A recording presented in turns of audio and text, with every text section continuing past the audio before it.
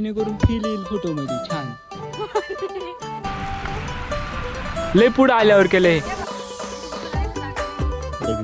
नमस्कार मंडळी, तर काय चाललंय तर मित्रांनो, आज आपण चाललोय खबडीत. खबडीत जाता जाता पहिला तर छत्री हातात घेऊन बाबा दिसला, गुरवळीत होता. हे सगळं झाल्यानंतर आपण थेट रस्ता काढीत जंगलात घुसायचा प्रयत्न केला. आतमध्ये घुसल्यानंतर पडकं घर दिसलं. पडक्या घराकडे पाहून कुठेतरी घरात हाडळ किंवा एखादा वाघ असल्याची फिलिंग येत होती.